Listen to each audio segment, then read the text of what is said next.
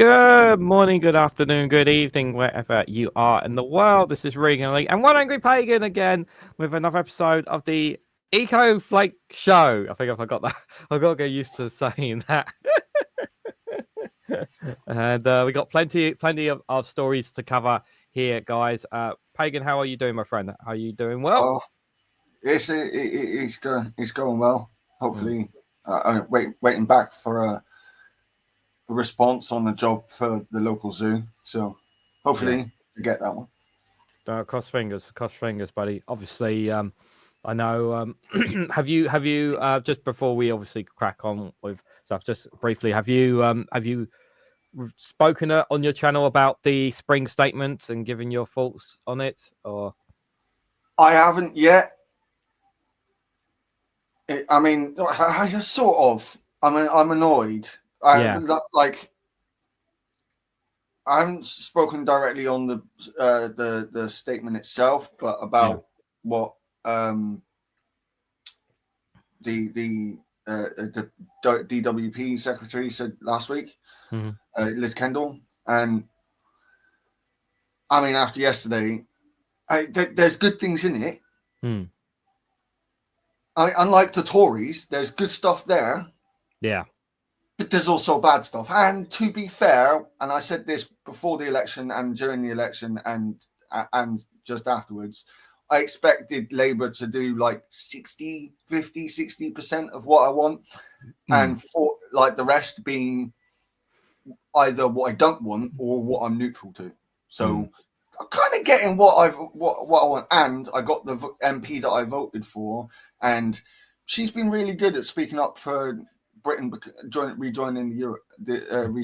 So yeah, can't really complain on that front. Yeah, obviously the big topic is obviously around the and it is very concerning indeed. I'm sure everyone is concerned about it, but like I said, guys, do check out One Angry Pagan's YouTube channel. I'm sure he'll talk a little bit more about that. As you guys know, I covered it yesterday on Snowflake Watch, as well as covered the full statement yesterday as well. So do check them out if you want to hear more about the spring statement and my thoughts on it. Obviously, there will be more coming out, a bit more info about it, but obviously we'll have to wait until autumn for the next budget. So that's what, isn't it? That's the next one. But it's obviously time will tell on how things go there. But a good evening, Jao. Good to see you, buddy. A good morning, Stephen Moore, over in New Zealand on the other side of the world, and Chris Fisher. Good to see you, Chris. Hope you're doing well, buddy, and everyone else who's lurking in the chats there. Right. So the first story we'll talk about here. This piece we got from the United Nations here. Let me see if I can get it up for you guys, because we've got plenty of news. Actually, we had almost too many, so we had to cut some out because we had too many stories in the end. But this first one here, guys, from the United Nations, that basically renewables are renewing economics. The United Nations chief tells the top climate forum.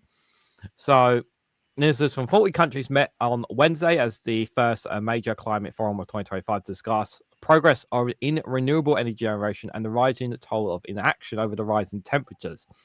As 2025 marks a milestone, the 10th anniversary of the Paris Agreement, and the deadline for countries to submit their updated nationally determined contributions, that's NDCs, are designed to keep global goal alive of limiting temperature rises of 1.5 degrees Celsius above pre-industrial levels. Addressing the 16th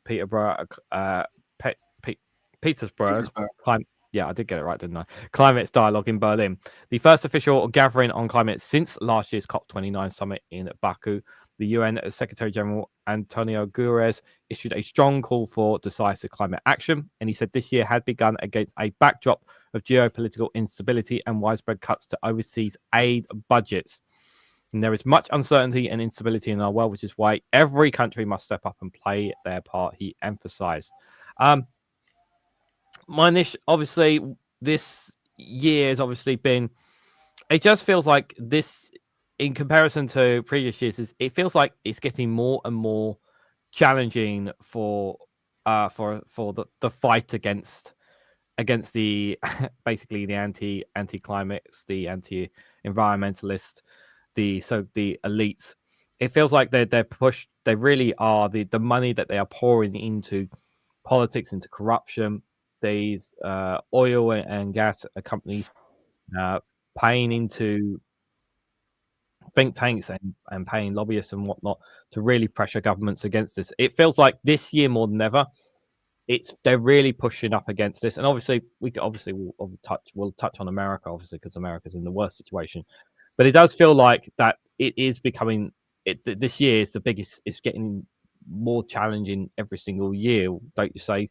Would you agree on this, really, Pagan? Because I don't know. It just feels like it's getting worse and worse. It's always going to. I mean, for those who who've been paying attention to this in more detail for a long time, like this was always going to be the case, that it would get more difficult. But the same, like it has to be said, there are still good signs, because I mean, even though China is still using a lot of coal and whatnot, it's actually starting to like build up its green sector base to then close down that, like, instead of doing things the way that we've done things on this side of the world, they want to still use that until they want to use the fossil fuels till they've got the the green sector in place, and they've done very well with that so far, and then they want to phase out the coal. Yeah. I also think they want to use the coal for geostrategic purposes as well, like with Russia and but there are good signs around the world that people are taking. I mean, in America, is it fair to say that we're seeing more bad than good?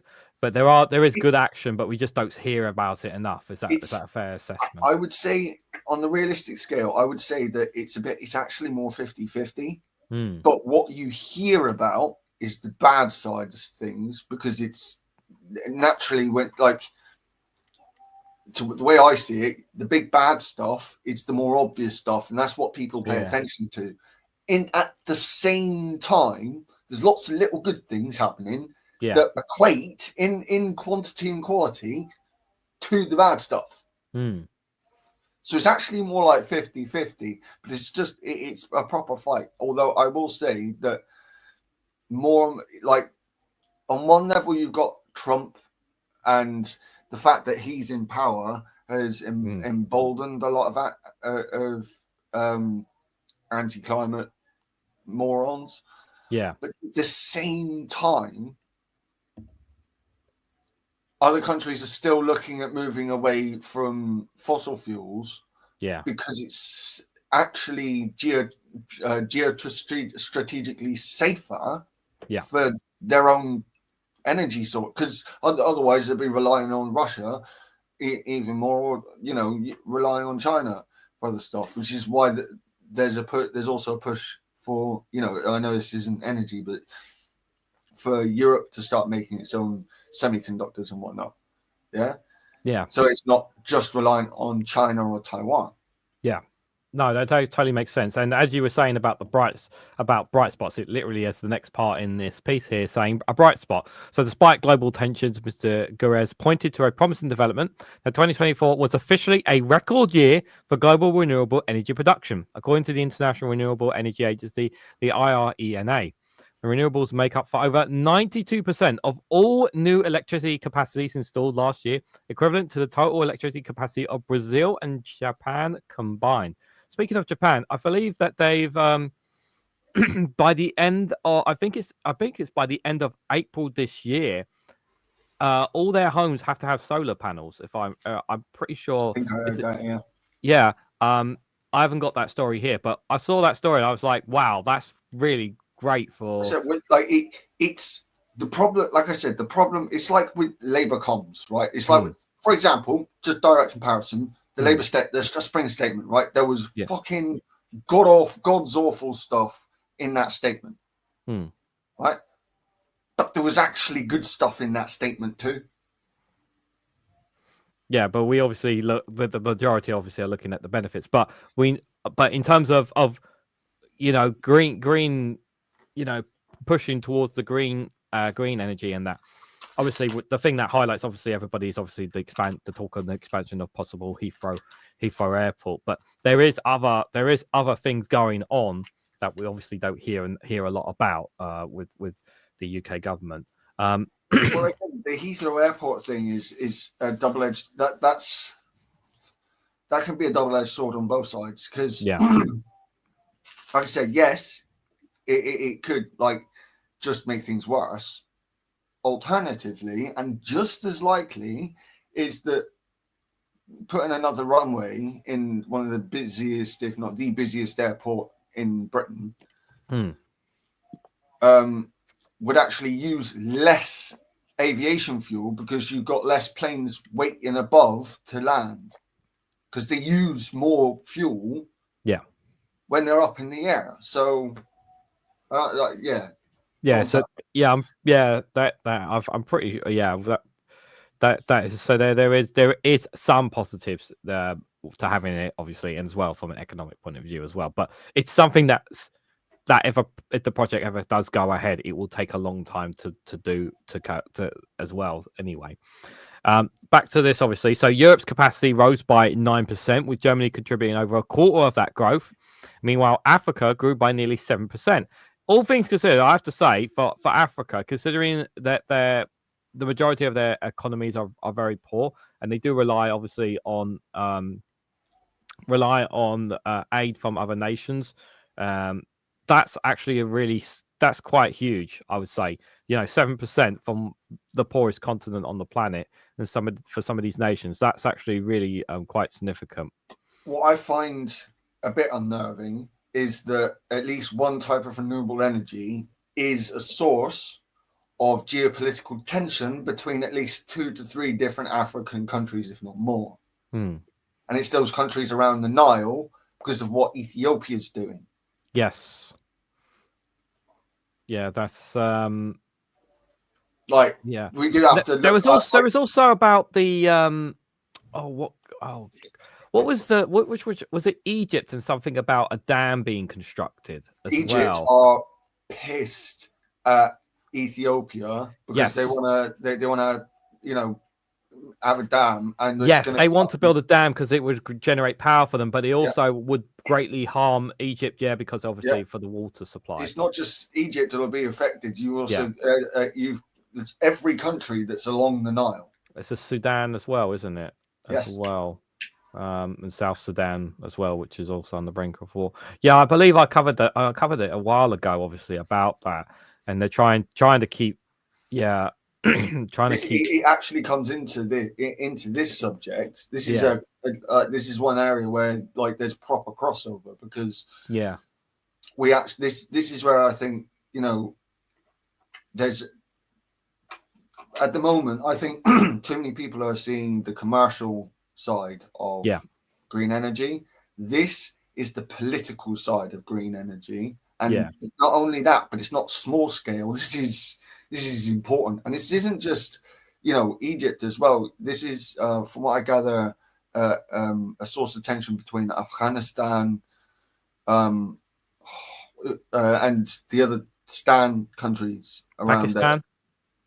No, not Pakistan to the east. Is it Uzbekistan, I think, to the north. There's, because of what the Soviet Union did, they've screwed up a lot of water sources and moved rivers several times. Oh yes, I think I recall you saying this, but carry on. They used to rely on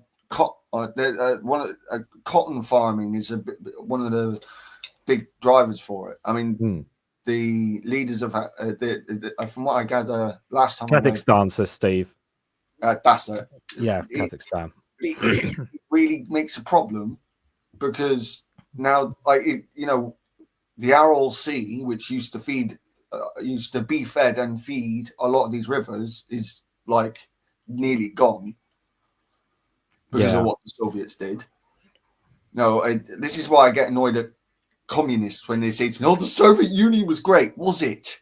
Do you know what they did to the environment? Yeah, The US is bad. Don't get me wrong. The UK and the US is bad. I know the damage we've done to the environment. Yeah. But Russia, oh my God. Yeah, unprecedented. Let me get to more in this, you guys. So all of this is another reminder of the 21st century truth. Renewables are renewing economics, Mr. Gurez said. That is true. If we're consistently using green energy, obviously, and not only that, we're also reducing bills and we're less reliant on, other energy sources, obviously, as well. And it's logic 212. They are powering growth, creating jobs, lowering energy bills, and cleaning out air. Wind power has dropped in cost by 60% since 2010. Solar is now 90% cheaper. I know, obviously, for the UK, there's obviously the UK, the British government's looking to get their solar panels from China, but obviously, where exactly from China? Obviously, there's question marks over that with regards to human rights as well. But I do hope that they get the just on the solar panels. I do hope that Britain does push house, because there's obviously the plans to build 1.5 million new homes, but they're not making the companies, most of the companies that are private companies that are going to be building these homes, they're not guaranteeing solar panels. But I hope there is an emphasis to push them and force them a bit into it as well. There's definitely a movement there's definitely a strong movement within the Labour Party itself, and I know because I'm a Labour member. And I talk to people. These people are they're most MPs are on board with, if we're going to build houses, we need to do it. We can't do it like it was done in the late 50s, early 60s when we had to pull them down 20 years later. Yeah. You know? Yeah, so Soviets were bad, but as America being evil, it's democratic. Yeah, well, what's happening in America right now is definitely evil. That is for sure, Chris. That is for sure. Clean energy contributes significantly to the economy's growth in 2023, accounting for 5% of India's GDP growth, 6% of the US, and 1/3 of the EU's. Oh, the US is going to don't really want to mention US. We will have to mention it at some point. Nevertheless, the climate challenges are piling up, the UN chief continued. It seems records are shattered at every turn. The hottest day, the hottest month of the hottest year, of the hottest decade ever, he says. Those suffering are the world's most vulnerable, grappling with rising food insurance, cost displacement, and growing insecurity. The World Meteorological, I know I botched the word, organization confirmed in late December that 2024 was another year of alarming climate records. For the first time, global temperatures were 1.5 degrees Celsius above pre-industry levels during a calendar year. Scientists are clear it is still possible to meet the long-term 1.5 degree limit. The General Secretary stressed, but it requires urgent action, and it calls it requires leadership. Go on. Sorry. On what Gutierrez is saying there, look, I get the messaging, but I really wish people would say within human history, within recorded history, because temperatures on Earth have been at least 8 degrees hotter 5 to 10 million years after the non-avian dinosaurs were wiped out 66 million years ago. Yeah, so about 55 million years ago, global temperatures were like 8 degrees hotter than they are now, and the planet was not barren. I just want to point this out. It's gonna be difficult, but people are making out as if the planet's gonna become barren just because the temperatures are rising.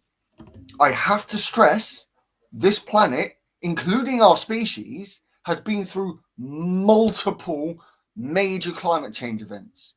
Multiple. And we are still here. It takes multiple things happening at once for a major species like us to be wiped out. It took a fucking 6 kilometer wide asteroid to wipe out the non-avian dinosaurs, and it still didn't wipe out all the dinosaurs. We got the avian dinosaurs. So I do want people, I like me of all people, I understand the urgency. But the messaging, look, we can adapt to this. We can mitigate this. Yeah. But a lot of what I'm hearing in messaging like this is, oh, we got to reverse this. We're not going to reverse it. I'm sorry. The realistic outcome here is that we can move to mitigating it and adapting to the new realities. Our planet is changing. We instead of trying to force the planet to change to us, as we've continuously tried to do for the past thousands of years, we now have to adapt to the planet again. I think we're going to be over time anyway as the temperatures continue to rise. But we will obviously continue to try to fight this. But I do think, yeah, as a species, as you know, we will eventually adapt because it's in our nature. We are one of, if not the most adaptable species. And I'm not talking from an opinion here. Like from all the data points, we are one of, if not the most adaptable macro species this planet has seen so far. Yeah. Well, we haven't met any aliens yet, but we're still waiting on that. Or they still haven't come out of Area 51. But I digress. These plans are unique opportunities to deliver and lay out the cohesion version for just a green transition. Sorry, I missed this bit. New NDCs are due by September 2025. These plans must align with the 1.5 degrees Celsius target and collectively cut emissions by 60% by 2035 compared with 2019 levels. He reiterated that efforts must be made according to the principles of common but differential responsibility. But added everybody must do more. The G20's most industrialized nations responsible for the most global emissions must lead the way. The UN's climate promise is already supporting 100 countries preparing for the next plans. A high-level event in September will take stock of progress and push for greater action.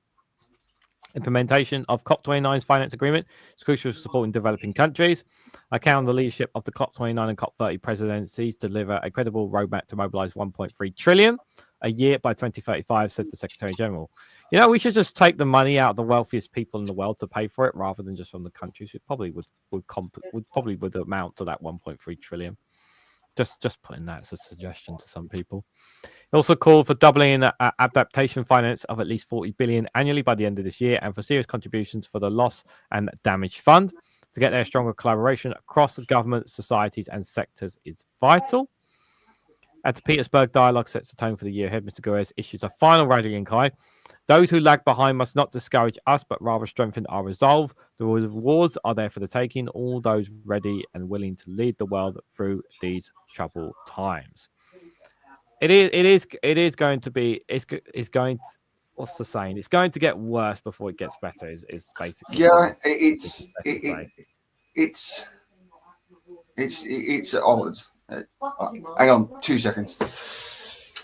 Sorry, I'll let you do that while I'll show you guys the next piece where we're talking about. But yeah, things are going to get worse before we see any kind of improvements. But it's possible, but it's unlikely that we will stop this inevitable course. But yeah, we'll have to see. We have to continue to do more as a society to adapt and prepare for the best that we can. Sorry about that. My little brother was shouting on top of his voice. Right. I just want to challenge something.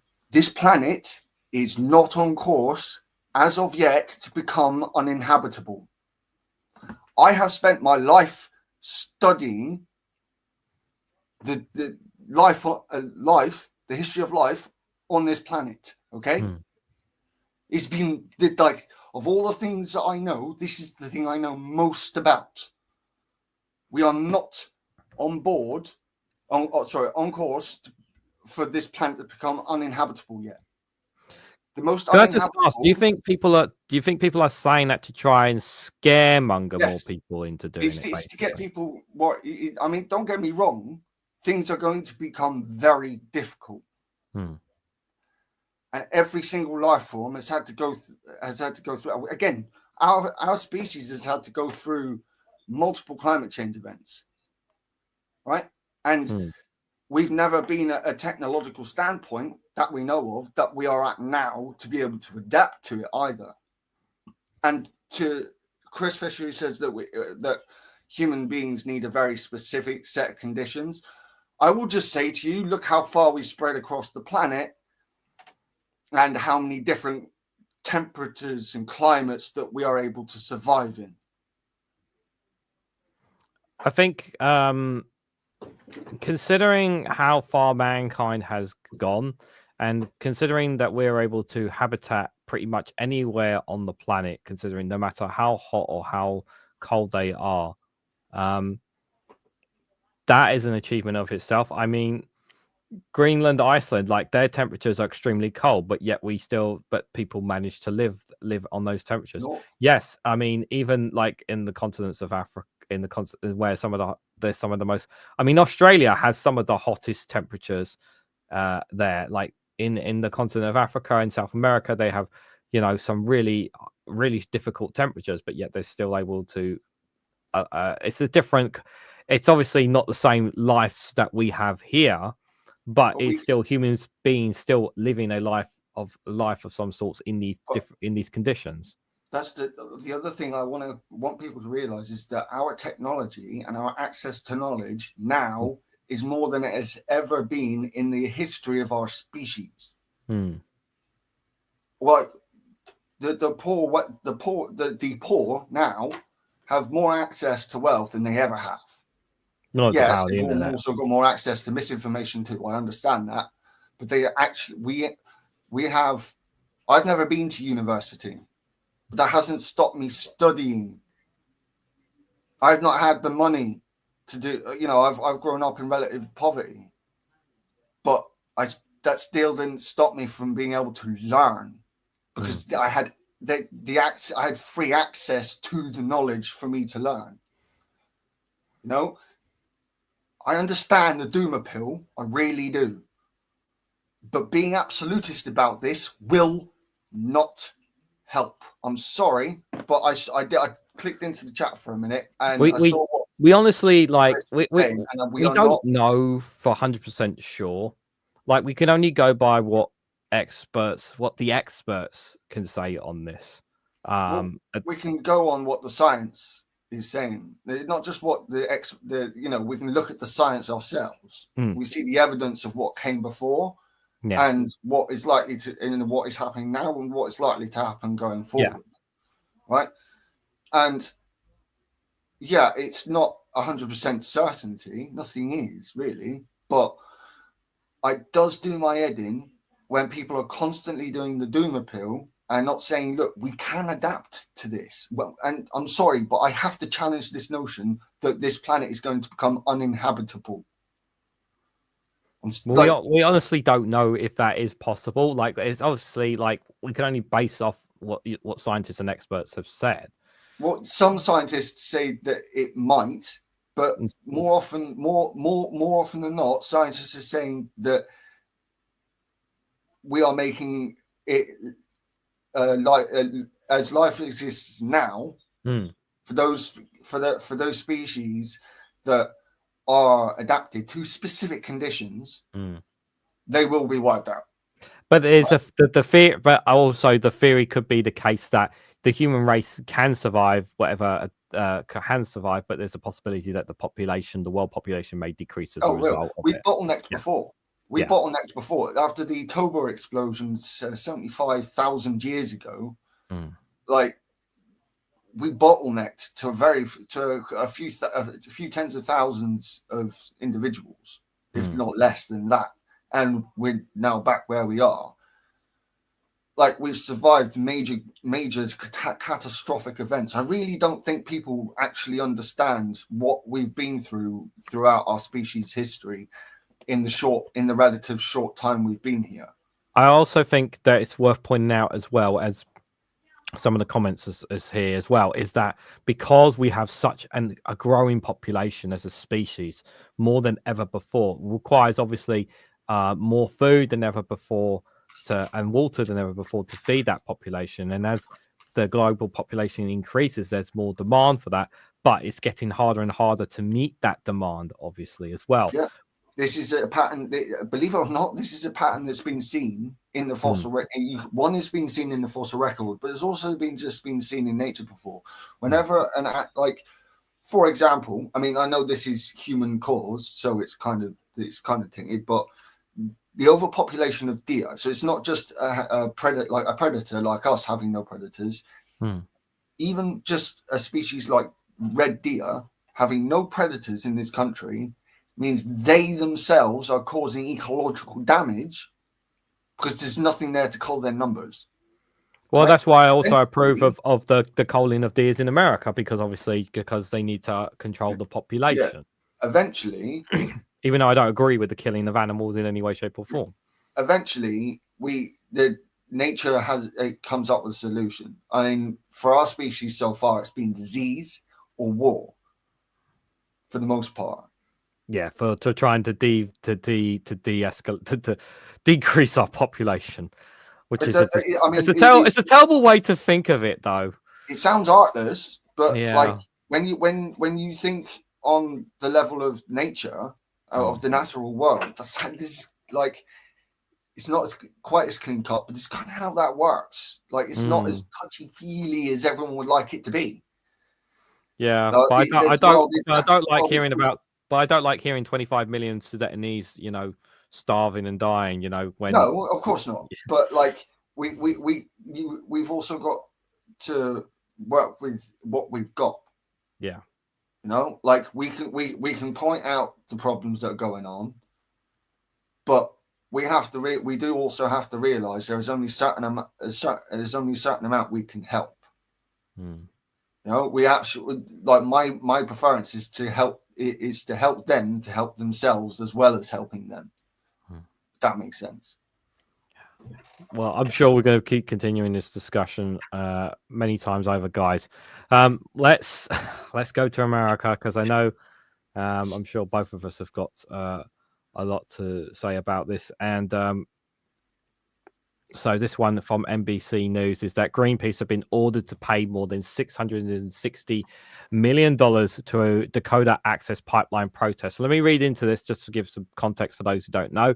So a jury found peacekeepers liable for hundreds of millions of dollars over actions taken to prevent the construction of the Dakota Access Pipeline nearly a decade ago. A jury on Wednesday ordered environmental campaign group Greenpeace to pay more than $660 million in damages to a Texas-based oil company, Energy Transfer, developer of the Dakota Access Pipeline.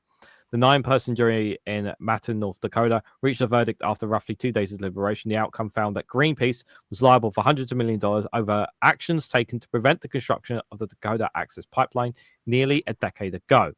It marks an extraordinary legal blow for Greenpeace, which had previously warned that it could not be forced into bankruptcy because of the case. The environmental advocacy group said it intends to appeal the verdict, and this should alarm everyone, no matter their political incantations. Greenpeace US Interim Executive Director said in a statement published on Wednesday. It's part of a renewed push by corporations to weaponize our courts to silence dissent. We should all be concerned about the future of the First Amendment. And lawsuits like this aim at destroying our right to peaceful protest and free speech, Ramin had also said. Greenpeace had described Energy Transfer's case as a clear-cut example of SLAPPS, referring to a lawsuit designed to bury activist groups in legal fees and ultimately silence dissent. SLAP is an acronym for Strategic Lawsuits Against Public Participation. I hope that they can win the appeal, because obviously the very, slapping such an outrageous payment of $660 million just seems excessive. It's just an undertone for the language here, but this is trying to literally kill their organization.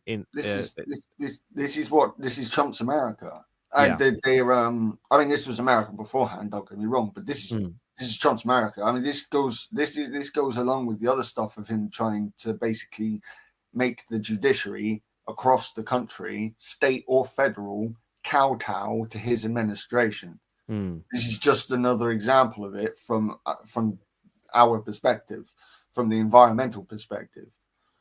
Like,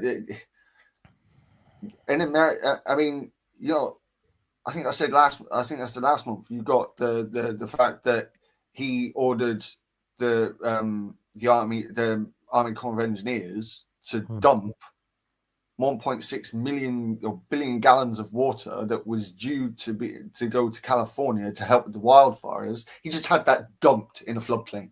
Yeah.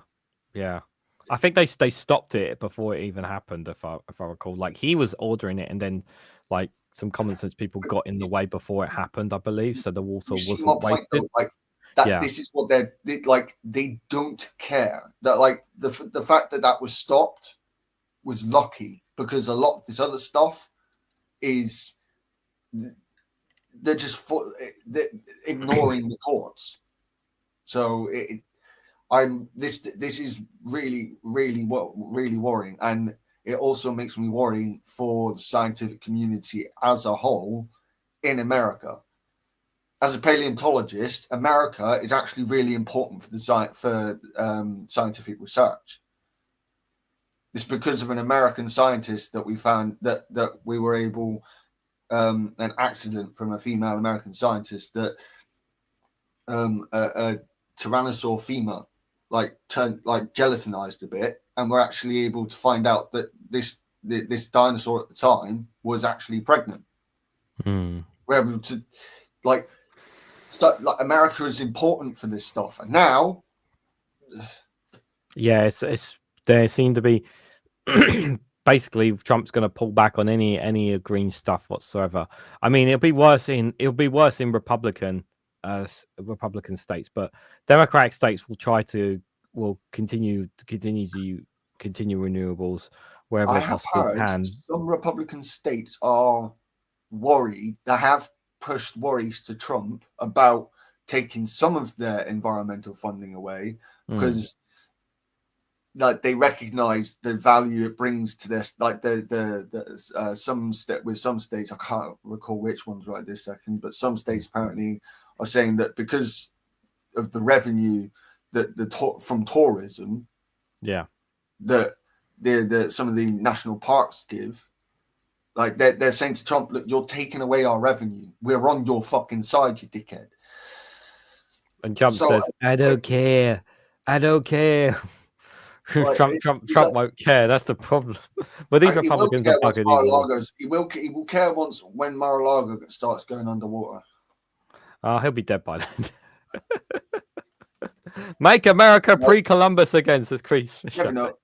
Never know. We might see a climactic cascade event where like things just happen all of a sudden and just get exponentially worse. It might happen. Might do, yeah. America's a wasteland now. Expect nothing but trouble from it, says Joe. Stephen Morn also says the global population of fish such as cod and herring, which have fed the population for the world for centuries, are on the verge of extinction unless overfishing is stopped. Yep, very true. That's very scary. Yeah, I mean, there was a story we were going to cover today, but it would have been too long, because there was one in Vietnam about like how important it is. There's a story in Vietnam about a local fisherman who relies on fish to basically feed themselves and feed their family, and obviously because of what's happening, the ecological the rise in temperatures and how it's affecting the ecological what's the words, Pagan? The ecological damage that's going on at the moment. Pretty much, yeah, which will basically mean less fish or even no fish for him, which means that how does he feed himself, how does he feed his family? I mean, you got to think, like in going back to America, like and Australia, actually, like two places where they had fantastic coral reefs. They're just bleached white now. Yeah, the Great Barrier Reef in Australia is mostly dead, and it's the same with a lot of coral reefs in the Caribbean as well, or the Gulf of America, as Trump wants us to call it, and I'm not going to, because it's not the Gulf of America, it's the Gulf of Mexico, you orange prick. Sorry. Yeah. Well, the Gulf of common sense. But you know what else is? Speaking of waste and of waste. Let me make sure. Oh wait, am I on the right cram tab? Yeah, I have to. Like, I'm not. I've been using StreamYard for a while. Still can't get things right on this, guys. So going to stories in England here, guys. On the line. Water. As you know, your water bills are going up this year, but that Labour won't tell you that. England's 10 worst sewage hotspots where waste dumps hundreds of times have been mapped. We're going to go to the map in just a minute. Sewage was spills at near record levels with more than 450,000 instances in England last year. This is just England last year, but obviously Scotland are a lot more sensible with their sewage. And these are the areas that suffered the most. I'm literally going to scroll down. So here is the map. England's 10 worst sewage hotspots here. So you have first up at the top, number 10 there, a water company, Northumberland Water spills 261. That's for there. You have Langton Sewage Treatment Networks there, 282 spills they've had there. And outside the capital in Wessex, water company supply, they've had 310 spills there. Lamford Wastewater Treatment Works there. Southern Water, they're a terrible company. Terrible company. Nasty people there. They're ripping. They're god-awful company. They are 287 spills. Aren't they the same company that ended up forcing people to get water from the shop, supermarket, aren't they? Yeah, they're the same bastards. They are the same bastards. Pembrokeshire Sewage Treatment Works there. Is that going to 283 spillage there? You have Salbrook Raging Stream there, 279 spills. Southwest Water, another nasty company, 327 spills. It's coming around to your area. These are Southwest Water again, 329 spills. Kenneth Stream and Abersham. Wedgebos Sewage Treatment as well there. That one there, number 9. That's where I live. 264 spills, guys. That's where I live, and it's disgusting. Well, like our MP Caroline Voden has already been having a go at Southwest Water for this stuff. Yep, and all you can do is, because of the government. Here also as well. Here is the annual average bills. The change below will take effect from the 1st of April 2025. National average water bills for the coming year are forecast to be £603, a rise of £123 or 26%. This equates to an increase of around £10 a month. £166 a month more. So you have here, the companies on the left-hand side here, you've got, and then your 2024-2025 figures, and then what's the 2025-2026 figures. And then the changes in terms of value there, you can see there, like Southern Water going up £224, a 47% increase in their water bills. And for me, it's like my region is the second worst in that entire list. Yeah, that's the second highest jump. That's nearly a 50% increase. Someone please tell me how this is justified. It isn't.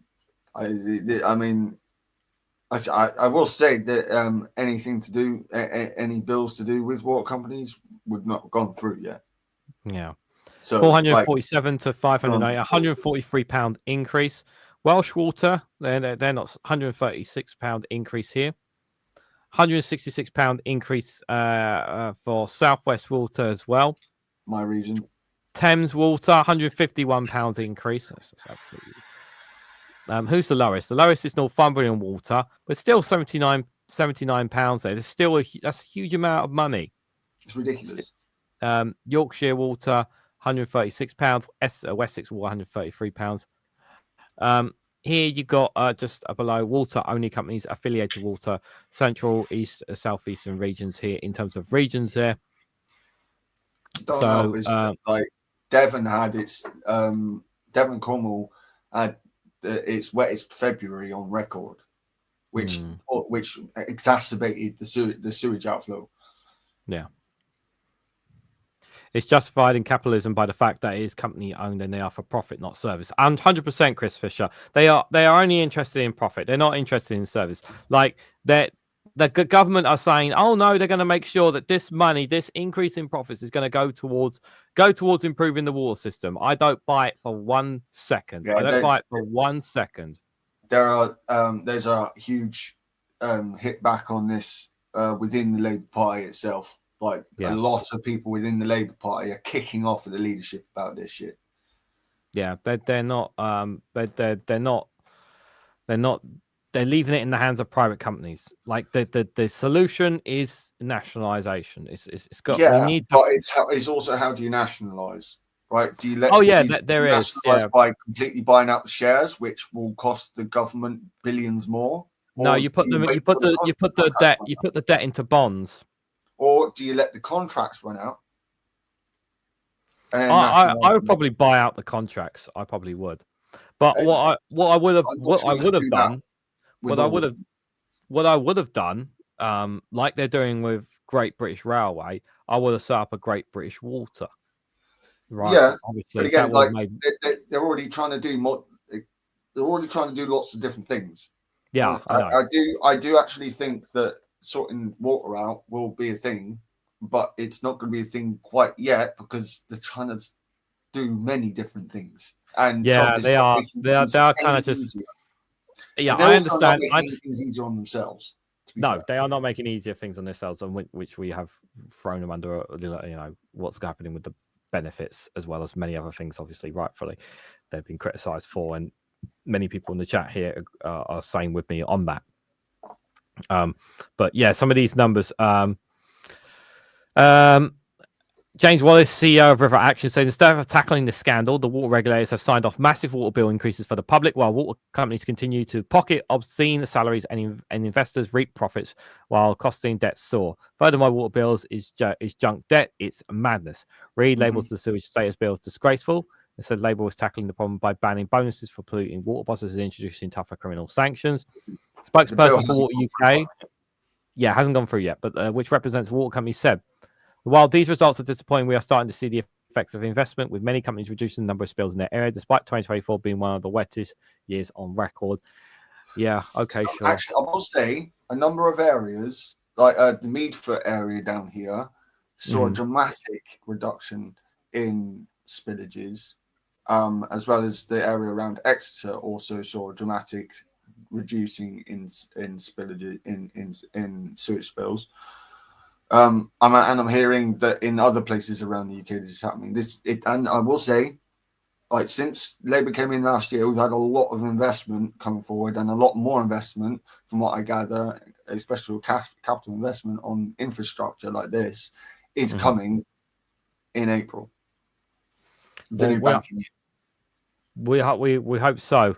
Obviously, we saw the numbers there from about the amount of spillages from. Oh, it's bad. Again, like it's still happening, guys.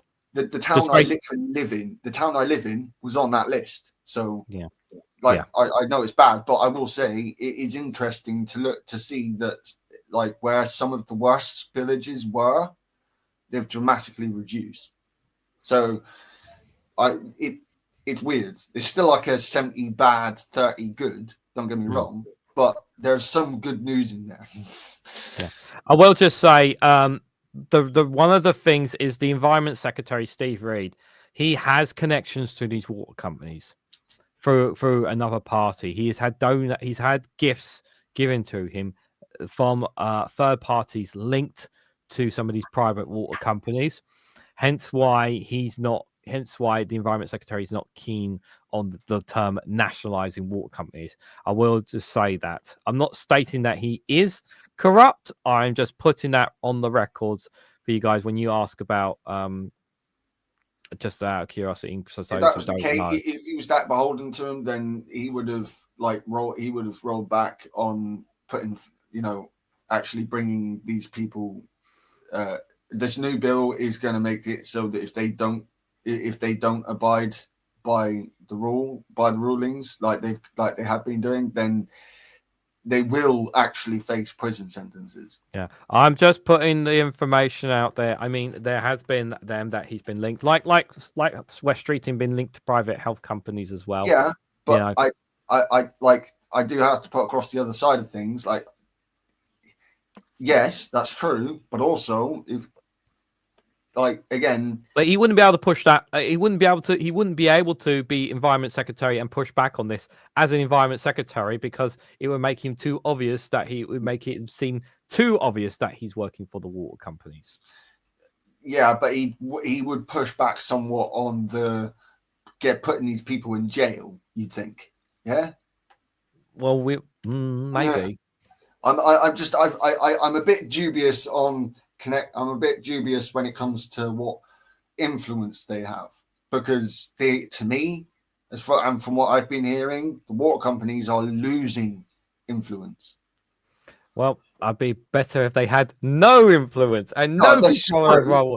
That would be the best thing. But we can't just hanker for perfection here. We have to look for the good, and the fact that they are losing their influence is good. Well, like what I've said about the NHS, like I've said about a lot of things, guys. Like I said, like at the end of this year, we'll speak a lot about this Labour government, because they have been in power for more than a year. You know, it's been long past the Conservatives when we need to see signs of those improvements. By the end of this year, we should at least see. We want to see some signs. Yeah, we're not. I'm not expecting at least multiple bills passed finally, like by the end of this year. So we will actually be able to. I will be able to go. You've done shit here. You've done good here. I just can't do that yet. I can't definitively do that yet until things have passed.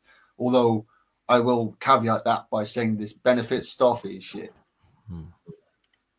So speaking about the sewage, guys, obviously here from Sky News, this came out today as well. The disgraceful amount of sewage still being dumped in English rivers, says the Environment Secretary. The frustration for consumers is that many of us will still see significant increases in our bills in order to finance the investment demanded by Ofwat, and the government must meet its pollution targets. I mean, it's pretty much what we've already seen on the other one here, but there is a 2.9% decrease in the number of sewage spills last year compared to 2023, according to water company data collected and analysed by the Environment Agency. So there seems to be an increase from this year. But it's a start. It's a start. I would like to think that this would be much, much lower by the end of this year. So hopefully next year, when they bring out the number, it will be much less than that. Let's hope so. The amount of time a water treatment plant discharges untreated sewage of rivers into seas increased by 0.2%. This year's data shows that we're still a long way from where we need to be to stop unnecessary sewage pollution.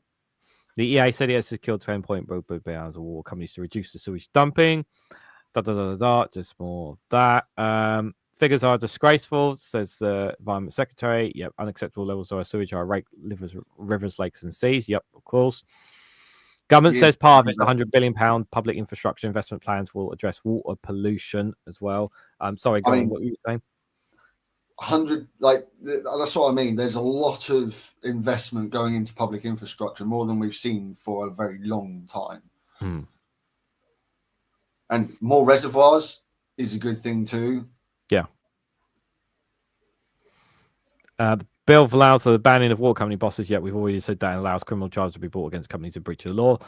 Might find itself in the stink. Last week, the Environment Watchdog for Officer and Protections, REP, announced it was launching an investigation into whether proposed plans for the Department of Environment, Food and Rural Affairs to clean up waterways are in breach of the law. Interesting. The REP is to decide whether DEFRA's plans implemented by the Environment Agency and water regulator Ofwat are too generic and fail to address the environmental risk of sewage pollution at particular sites. England, for example, is still home to the majority of the world's chalk stream rivers and streams that are particularly sensitive to sewage pollution. For clean water campaigners, the latest data is just more of the same. The water industry is still broken, says James Wallace. The numbers are staggering. Over 3.6 million hours of sewage spills from almost 450,000 discharges. And that equates to 420 continuous years of sewage pollution in our rivers, lakes, and seas. Let's just see if there's... Last year, Independent Water Commission was launched by the government, led by Sir John Cuffley. It is charged with Sir John Conley coming up with the long-term reforms for the way water companies are regulated. The Commission should look at the structure and ownership of these water companies themselves, according to the campaigners. We need to learn from our European neighbours and use finance and government models that puts people and nature before investors. Well, the problem is we took away we lost the protections that we had against these water companies when we left the EU. Yep. I don't think I need to add any more than that. Like I say, look to Europe. Well, yeah, we should be just copying what Europe are doing, really, when it comes to water regulation, really. Like I said, I mean, I think we're the only country in the world or something that has privatized water companies. It's ridiculous. I believe the other country was Chile, but Oh yeah, I there think you go. I think they've gone national from last I heard, but I'm See, not 100% sure. well, I said, I mean, it's. Like I said, I'm wanting to wait until the end of this year before I really, start declaring, judging on the performance of this government, because so far we're still under Tory laws, like literal, not like red Tory as people want to call the party, but actual Tory laws. We're still under the Tory rules and laws at the moment for the most part, because Labour have actually yet to push their laws and whatnot through Parliament. Just going to say hello to a couple of people. Sean Wall, good to see you there. Hope you're doing well. Simon says 55. Dave McGuinness as well. Go check out youtube.com/the Two Davies channel. They had their show today at 4 o'clock. He's obviously do the paper reviews at 10:30 Monday to Friday, 10 a.m. Do check out his coverage of that. Martin Harrow as well there. Thanks for popping in. Good to see you there. And anybody else lurking in the chats as well. Just wanted to just put that there for those, because we don't catch everybody saying hello all the time because we're like in the zone sort of thing. This is obviously like you said, we don't talk enough about good news. So we do have some good news actually, because this is good news from the Guardian here. And that is carbon emissions have fell by 4% in 2024, official figures show. So the less excuse me. So the less use of gas and coal in electricity supply in industry sectors drove reduction, the Department of Energy Security and Net Zero says. And remember, the Conservatives don't believe in net zero, guys. They don't believe we can achieve it. They say it's impossible. And this is like, we've been cutting our carbon emissions even under the Tories, like, because as a whole in this country, we prefer not to be using fossil fuels. Yeah.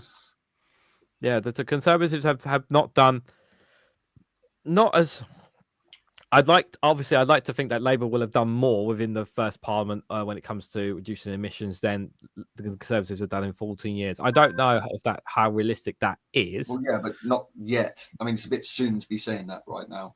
I might be being a bit too ambitious, but but like I said, during the Conservative years, when they were in power, like they were doing some of this stuff. So you got even under the Tories, we were like slowly dropping in carbon emissions. I mean, like it's great. Like this is one area where we are actually doing good.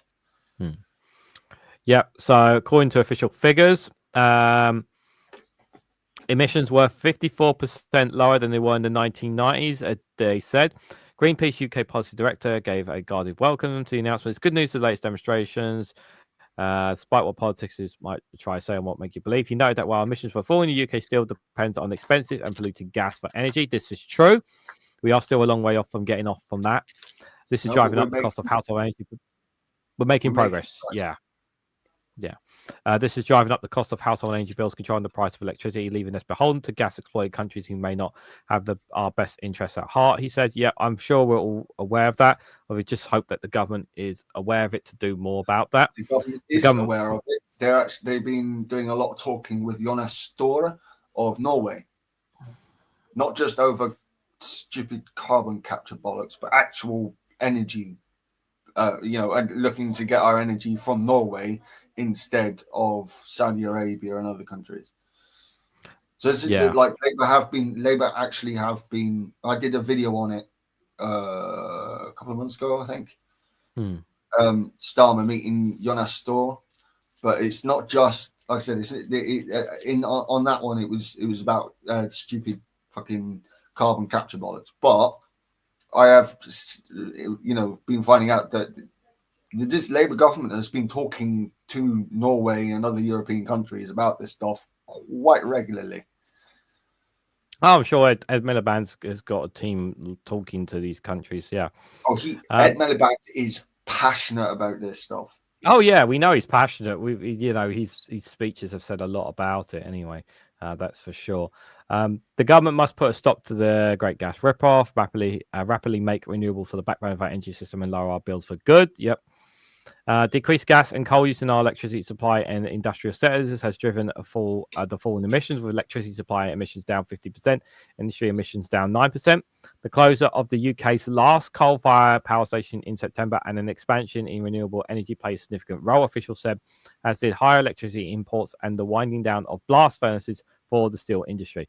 Yeah, we still want to, obviously, they're changing, obviously, the furnaces. Arc furnaces. Thank you. Yes, to arc ones, but obviously that obviously means I will say arc furnaces don't deal so well with raw steel, raw iron and steel. They're better at resmelting recycled steel. But it also requires less workers, because some workers are going to find themselves out of a job as well. I should also stress that as well, which is not a good thing, obviously, in terms of people. In terms of jobs for workers and unions. The largest source of emissions continue to be the transport sector, which account for 30% of the total, but the fall of the use of diesel-powered cars on the UK roads led to a 2% fall according to statistics. This is good. Less and less diesel-powered cars. Emissions from the building and product use sector, the second most significant, accounting for 21% of the total, rose by 2% due to higher gas and likely driven by the easing of energy and other cost pressures, according to officials. Climate change may also contribute to the fall. Above average temperatures of few heat degrees a day since 2022. If weather conditions for both 2023 have followed long-term trends, there would have been a 4% increase in residential building emissions estimate. The estimates cover 7 gases which contribute to greenhouse effects in the Earth's atmosphere: carbon dioxide, methane, nitrous oxide. I'm not going to say those other words because that's just too much for me. And nitrogen. You can say them if you want to go for it. Okay, so we've got carbon dioxide, methane, nitrous no, the ones in yellow. Like, I'm not saying these. The hydrofluorocarbons, the perfluorocarbons, and the sulfur hexafluoride and nitrogen trifluoride. CO2 made up about 78% of the 24 total. Yeah. So yeah, some good news there. I mean, we have to take every single, always to take good news whenever it comes there. Like but the Labour government, if there's one thing that I am sure about, is the Labour government are on board with the green energy transition. The difficulties, R&D needs to be, I was glad to see investment going into research and development when it came to this stuff. At the budget last year, and that has not been taken out. I didn't hear anything about that being cut from this spring statement either, which is good. Like, the government's funding R&D when it comes to green energy. This is good, and not only that, from what I gather, Rachel Reeves put in more investment to R&D in this sector. This is good. I have to stress this. This is a good thing. It's not perfect, no. But again, we're not after perfect right now. We're after good. We're after better, because we can't achieve perfect right now.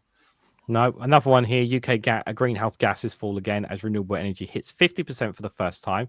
Greenpeace says it shows that the UK's efforts to tackle climate change are working, but the country is still very much dependent on expensive polluting gas. We're literally just on that already, but I just wanted to share again some of these numbers. Obviously, greenhouse gas emissions fell by 3.5% last year.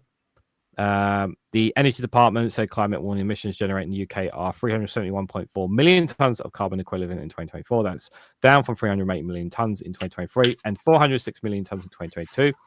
The latest figures is 54% lower than in the 1990s. As a signatory to the 2015 Paris Agreement, the UK is aiming to reduce emissions by 68% by 2030 and 81% by 2035 compared to the 1990 levels. See, those are more realistic numbers. Every now and again you see, 100% by 2030. No, net zero is not 100%. That's not what that means. Yeah, the aim is to get net zero by 2050, meaning Britain would no longer be adding to the total amount of gases in the atmosphere. He said the They said that the fall was largely due to reductions from the electricity supply and industry share, which was made up of 10% and 30% of emissions, respectively. I just wanted to cover that little bit on there because we covered most of that. But again, it's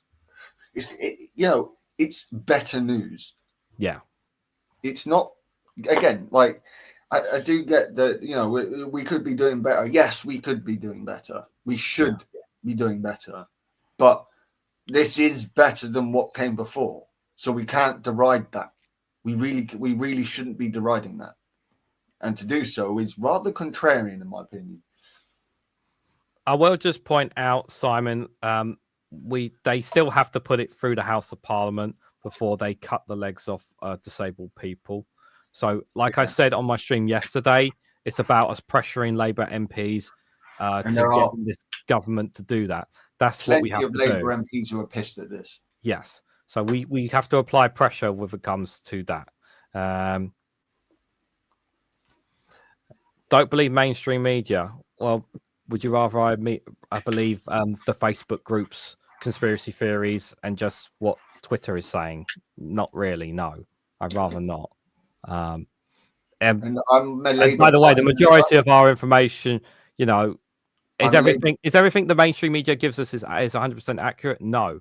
And I'm a Labour Party member, so I'm privy to discussions and whatnot that happen within the party. Sean, if we didn't I'm not saying we always believe everything that even on my channel and everything that I give you, it's not always 100% perfect. I just give it's you don't have to believe what we share with you.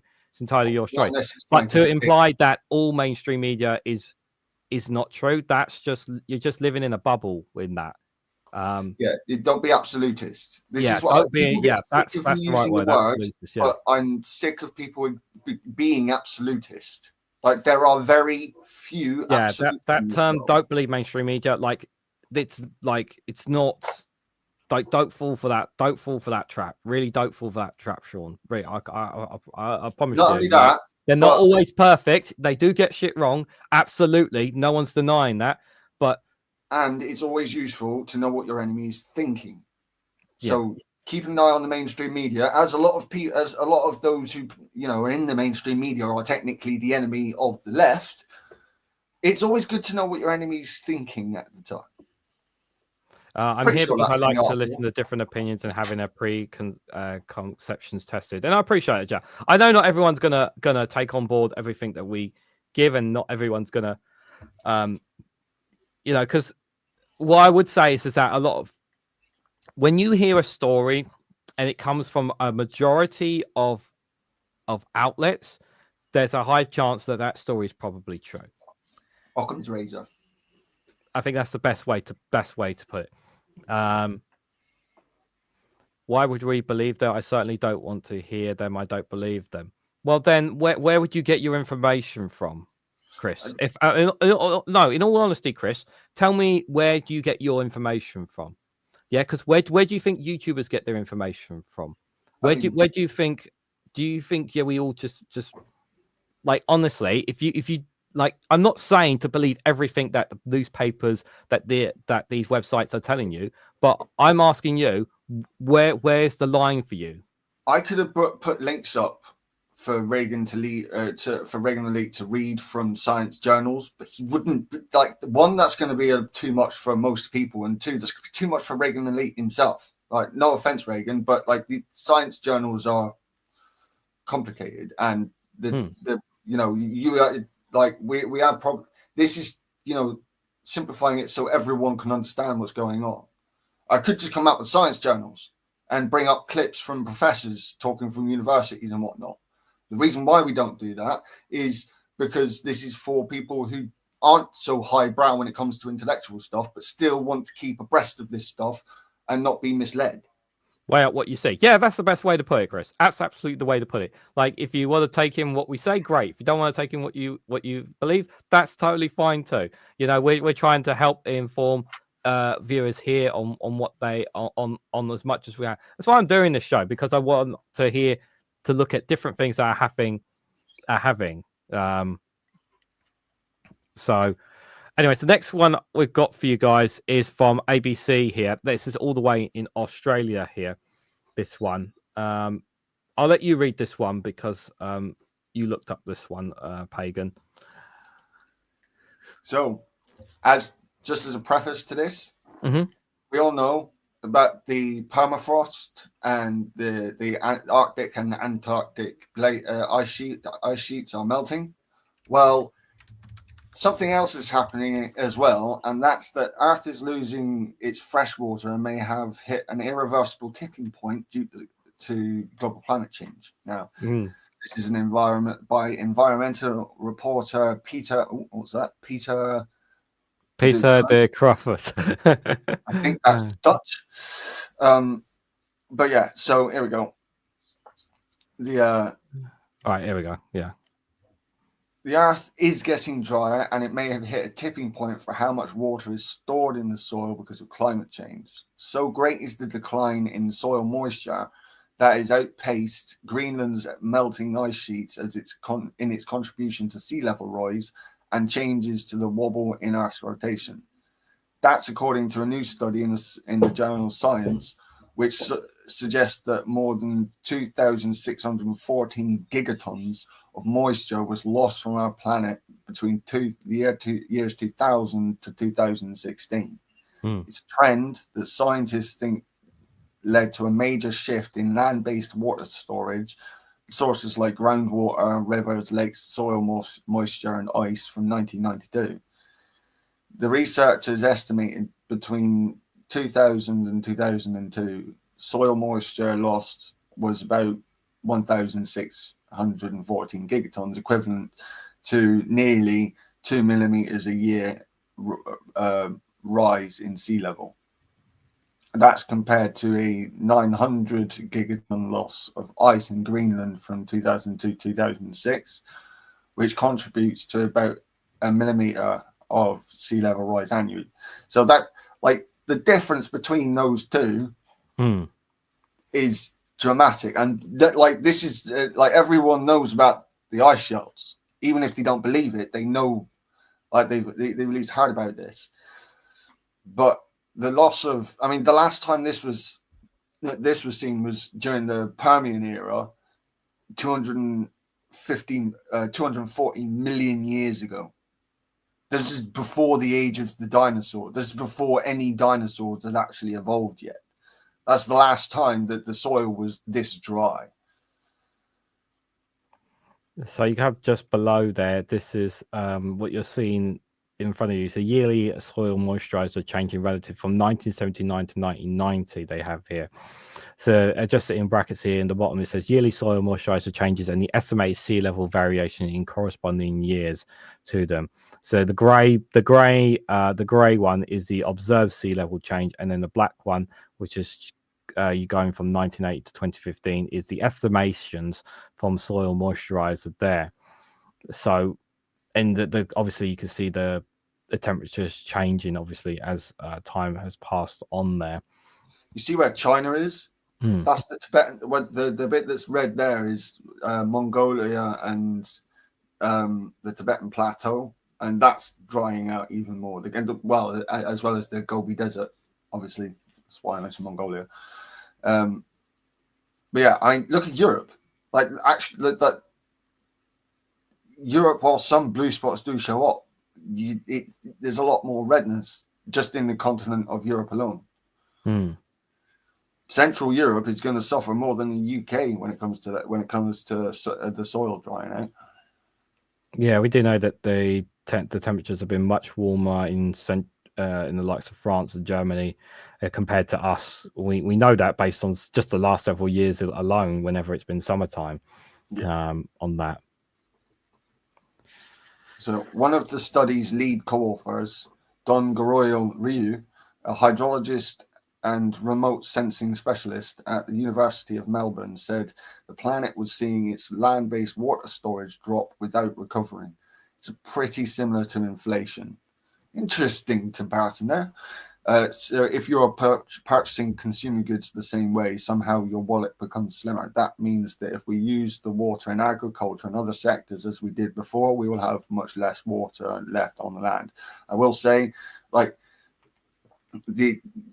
there is plenty of not just scientific data to show this, but like the fact that the Rio Grande now does not reach quite often does not even reach the coast in America is due to the agriculture and sucking the water out of not just the soil, but out of the, rediverting the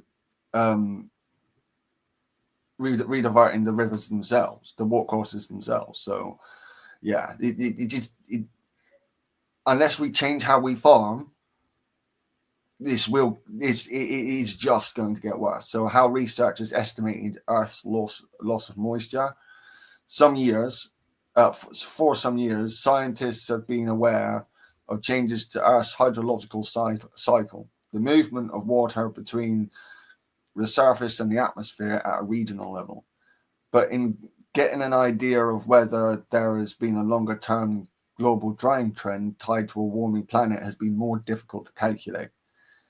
The twin satellite program Gravity Recovery and Climate Experiment, or GRACE, started collecting data in 2002 and has helped scientists to measure groundwater depletion, sea level changes, and ice sheet loss. These sources can be used to calculate changes in the planet's land-based water storage. To develop a data set pre-2002, however, the researchers estimated land-based water storage by comparing GRACE's data with historical sea level changes and the wobble in the Earth's planetary rotation, and also comparing this to how this is compared to events similar to this in prehistory, not just within our own species history. Professor Liu said that the global rain precipitation changed every year, oscillating with ups and downs. Even if you have large rainfall or drought in one year, it does not mean that you see the impact right away in the soil moisture, because it's a delayed response.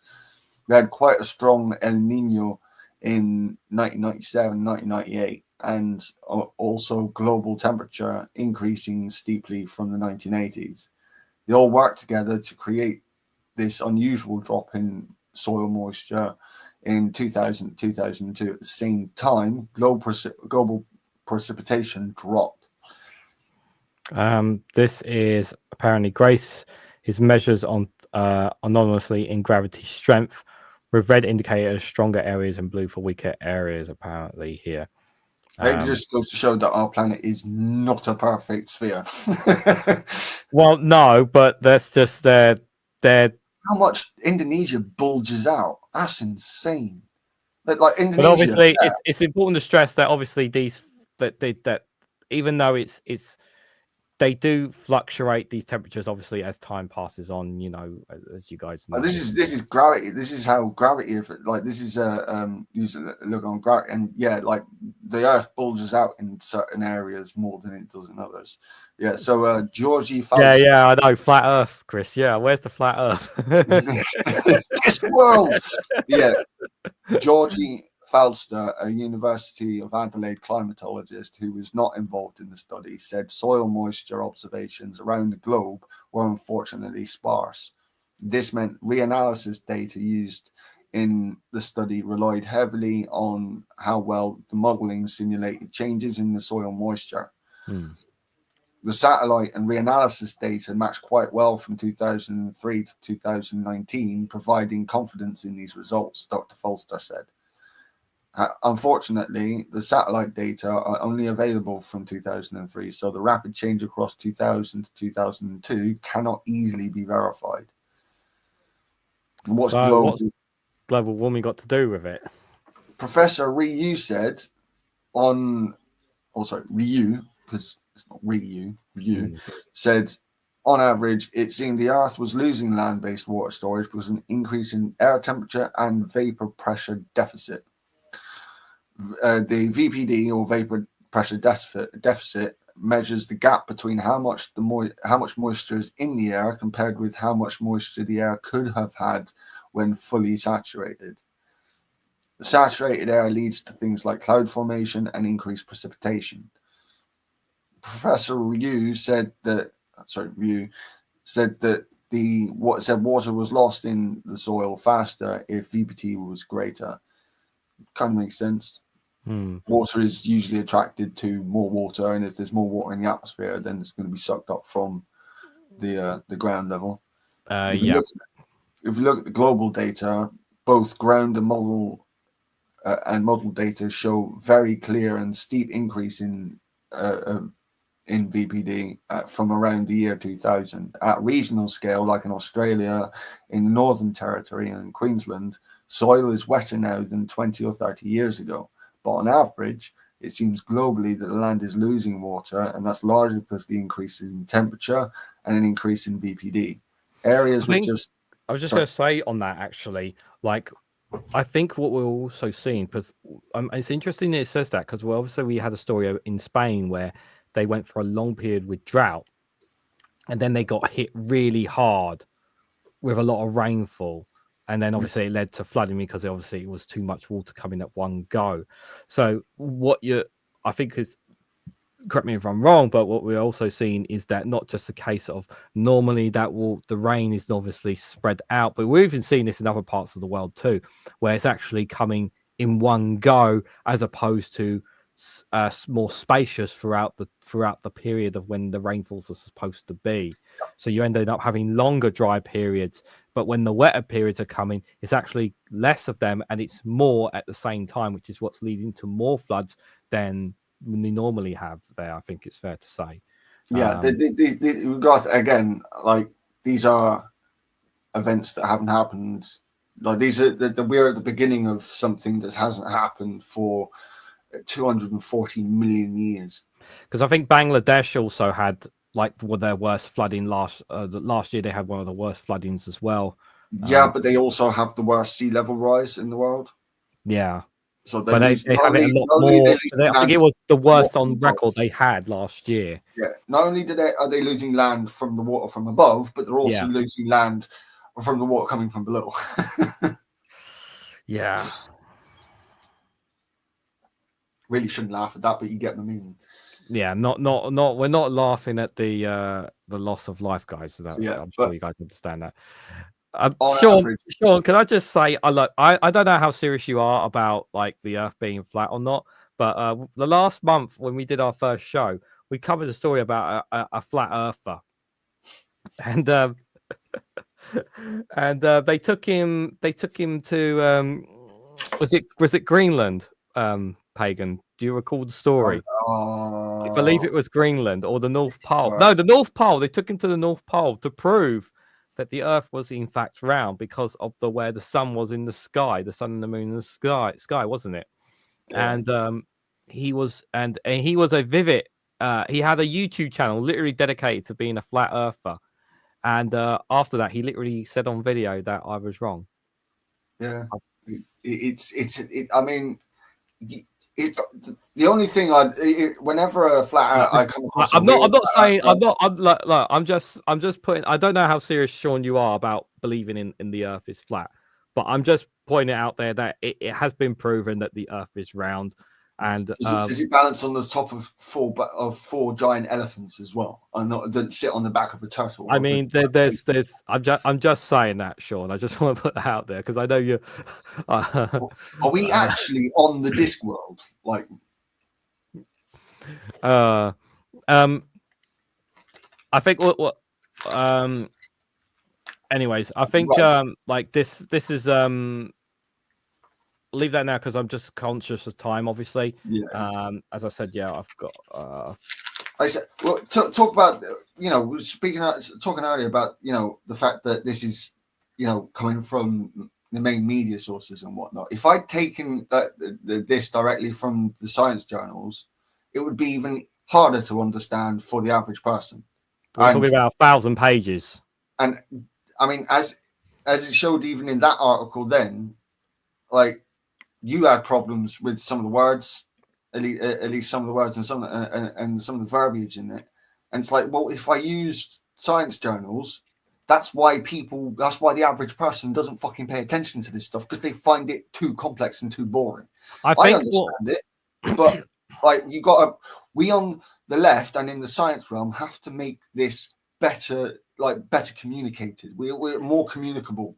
We have to be able to find a way to simplify this to not to so much an extent that we're starting to get, oversimplify things to a point where it's wrong, but simplify it enough so that people actually can keep up with what we're talking about.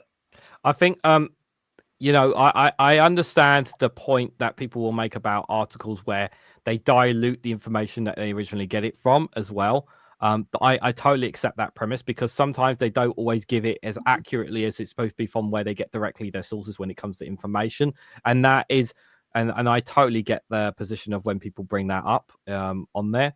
If you want to do deeper digging. But yeah, but it's like when I covered all the manifestos, like rather than just going to an article, going from a newspaper and just going through the bullet points. Well, it's when I even remember when I went through the time, they weren't 100% accurate on the manifestos or reforms contract, with everything on there. I went through each and one of them because I didn't want to BS you, because that's how important that general election was to you guys. I'm not saying that, I don't want to go through, I'm sure you wouldn't want me to do a live stream for 5 hours sitting there going through 1,000 pages of what a scientist has said. That's just not content you guys are going to be interested in. I'd rather have a bit of a breakdown of it. Yes, is some of this possibly diluted? Yes, I would perfectly accept that some of it may be diluted, but it's better than going through 10,000 pages from a scientist's perspective on that. We are running out of time. Let's go to the stories that you wanted to cover here. And this was on badgers, guys. This was on badgers. So I just want to show this one. All hail. All hail the badger. All hail the badger. This one here first. So the RSPCA are hunting a cruel badger shooter after the animal suffers unsurvivable head injury, which is terrible. Here, they are probing the fatal shooter of a badger in Worcestershire after it had to be put down to ease its suffering. The animal welfare charity called after remember the public. What did you say? Worcestershire. After it had to be put down to ease its suffering, the animal welfare charity was called after a member of the public found the badger with a serious head injury. The upper bestial reservoir in Bart Green at about 10 a.m. on Thursday. An X-ray picture above showed the animal had been shot despite badgers being protected by law. Sadly, he would not have survived his injuries and had to be put to sleep. The RSPCA inspector is now investigating and asking anyone without further information to contact as soon as possible. The poor badger was still alive when I found him, but he was in an awful state with a serious injury to his head, he said. God. It just shows how tough badgers are, isn't it? He was collapsed and unresponsive with very shallow breathing. I'm not going to read that next bit. I don't need to read that. Thanks to the team at the RSPCA Birmingham Animal Hospital, his body was X-rayed, which revealed that his badger had been deliberately shot. And we share our space with wildlife and deserve our respect and kindness. Animals feel pain. It's awful to think that anyone could take pleasure from targeting a living creature. But I believe you had left in Britain, and people want to. We don't have wolves left, and now we're shooting the only, the largest. The badger is the largest mammalian terrestrial carnivore we have left on this island, and then we want to fucking kill off them as well. Yeah, This isn't. I don't think this is. Is this the same story that I'm about to show, or is this a different story? Yeah, because I thought so, because it's in a different part of England. I just saw on the article, but there is still some justice, guys. There is still some justice. So we end the show with this one here. A pair being jailed for forcing dogs to fight with badgers. Absolutely disgusting, vile people. But the good news is that they have been jailed for their crimes. But this was back in February. 2 men who killed a badger after forcing their dogs to fight the creatures have been jailed. I'm not going to bother saying their scumbag names. Were discovered with injured dogs and a muddy space when they were stopped by police in North Yorkshire in January 2023. Nearby officers found a setup that had been dug up, more spacious, and the body of mould badgers. Wade of Madlow Street, Henning Lehol, was jailed for 2 years, while Rose Helen Hall was jailed for a total of 23 months. Rose was banned from keeping dogs for a decade, while Way was banned indefinitely.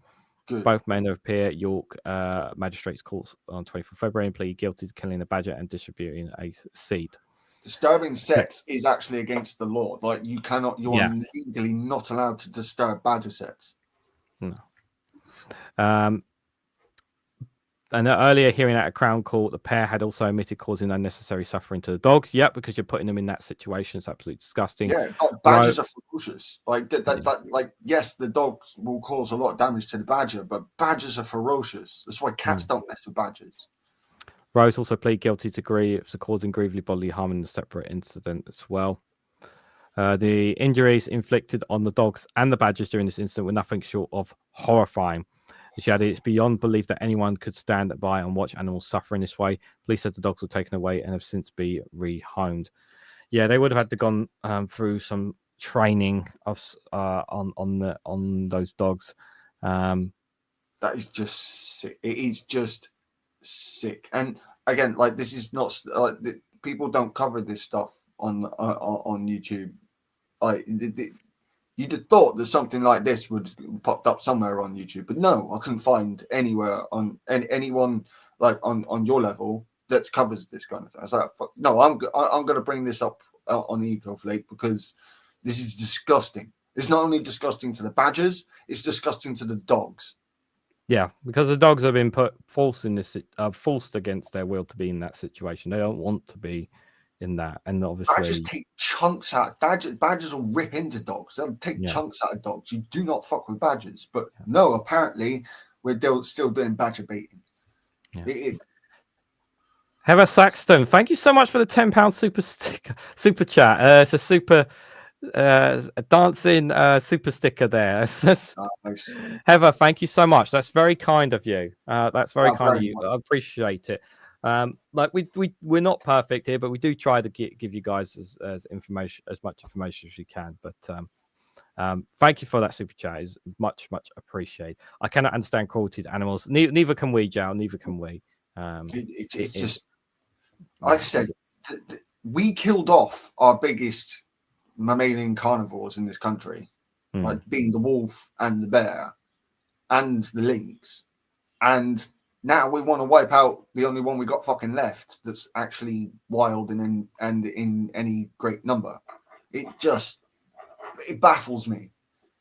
And this is why I also find myself in contention with farmers so often, which doesn't help because I live in between the farming community and the fisherman community. So we see lots of badgers around here. Yes, and guys, we'll have to end there because I actually have content to record, believe it or not, tonight before I even go to bed. Are we going to leave these guys with a nice, cheerful Bob the Pet Badger? Do we have a? Well, you haven't sent me anything. I sent you the link. It's in Discord. Oh, what's the other? You sent me another. Did you send me another? Bob the Pet Badger. All right, 1 second. I don't think I got that one. Give me 1 second. Just it was the last thing I sent. We do have yeah, I missed that one. Bob the Pet Badger. Okay. Just to cheer people, give people a lift at the end. I only received it after. Okay, let me hold on a sec because it's a video, guys, so I have to make sure I got. It's only a little clip. Yeah, I know. I just got to make sure. Hopefully it plays. Hopefully you'll hear the sound as well. But yeah, here's Bob the Pet Badger, guys.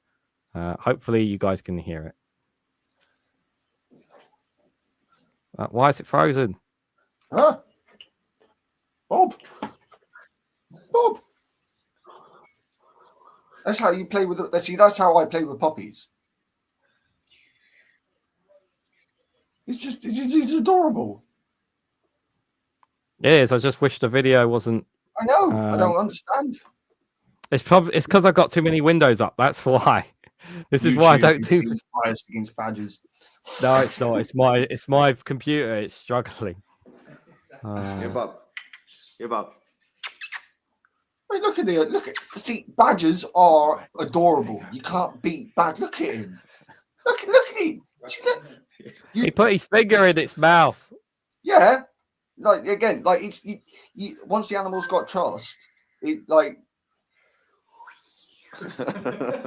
Oh, it's not. And this, by the way, before anyone starts, this is not abuse, because otherwise the badger would be showing signs of distress. I don't think anyone that's in the chat would be stupid enough to call this abuse. This to me is one of the most heartwarming videos on the internet right now. It's a domesticated badger, I think it's fair to say, because of the way it responds and treats its. I think they took him in as a cub. I'm pretty sure they took him in as a cub. But yeah. It's one of those things where, like, you just want to see something nice at the end of something, you know, after the badger stories we just did. Like, see an adorable badger having a good time, having fun. Like, if only the video was working, but hey. But I'll put the link. I'll post it on Discord, on the general chat for you guys anyway. But yes, people take, like, as you said, I wouldn't advocate having tiger cubs. Same. But obviously, when you have an animal so young and you're with them, spend all their lives, they end up becoming domesticated because they've been under humans all their life. So their lives are different to wild animals, to their other species. So it's a very different thing. Guys, I want to say a massive thank you to everyone who's come along. Thank you guys for all your comments. Obviously, I've got some work to do tonight, and then tomorrow I'll have to. I don't know. I will not be able to. I don't think I'm going to be able to attend any live streams apart from my own. Maybe I might make Friday Frolics live stream tomorrow, but I won't be able to attend the morning brew tomorrow. I won't be able to attend the morning paper review tomorrow. I won't be able to. I won't be able to attend the agenda tomorrow because I've got plans over the weekend, and I will not be able to do any content recording whatsoever. So I have to record content for Saturday, Sunday, and Monday. So I won't be able to attend any of those, any of the live streams. Hopefully, I will make it in time for Friday Frolics with Daily Blase. I do have a live stream at 7 o'clock as well tomorrow planned as well on American News. So if you guys want to join me for that as well. Once again, do check out One Angry Pagan's YouTube channel, youtube.com/One Angry Pagan. Link for his channel is down in the description below. We'll be back again next month for another show, guys. I did book it in on the April the 24th. That day should be all right for Pagan. I will double check with him. There he is with his super cool fancy shield there. Appreciate the conversations, guys, in the chat, you know, because it's all well and good. I do love the engagement. It's not, there's no hate whatsoever. It's just, discussions, general discussions. And I like that stuff, guys. It's really, really good. So engagement is always good. Engagement is a great thing, guys. Even if we have disagreements, it's always a good thing, guys. So thank you guys all for coming along. Thank you guys for all your comments. Thank you, Heather, again for that super chat. Much appreciated. And we'll be back in a month. I just want to emphasize as well before we go as well, because I know people have, because I have had 1 or 2 DMs about this as well. Until I know what's going on in terms of my health, because I'm still not 100%. I am not doing the Snowflake Roundtable again until I know what's going on with me, because I'm still not 100% myself. I generally believe that there is something wrong with me, because I'm still getting that cough every now and then. And before, what I had several weeks ago, like we're talking more than a month ago now, like I have not felt myself. And I'm going to, when I go to the doctors on the 1st of April, I'm going to be asking them to do more tests, because clearly something is wrong with me. So I don't want to set up. I do want to have another one with, like, I do want to get Big Madge and when I ran Scottish history and Daily Blase background for the table. But until I know what's going wrong with me, I'm not going to risk that at the moment, because I don't want to let them down again, because I've done it twice and I don't want to, because, both Big Madge is obviously a very busy person. Obviously, Jenny has a new job as well as her own YouTube channel to deal with. And I know Daily Blase and One Angry Pagan, they're more open, obviously, to doing them a bit more short notice. But obviously, I'd like to get new people on again. But for now, I'm just going to be shelving that show until I know that I'm okay, guys. I just wanted to put that out there. But yes, guys, thank you all for coming along, and we will see you once again next month, and I'll be back tomorrow. on here at 7 o'clock, but I'll obviously try to make Daily Blase's Friday Frolics, so do check that out as well. There's no outro video or anything like that, guys, so I just gotta say take care, thank you everyone, and have a good night. Good night. See you, Max Badgers.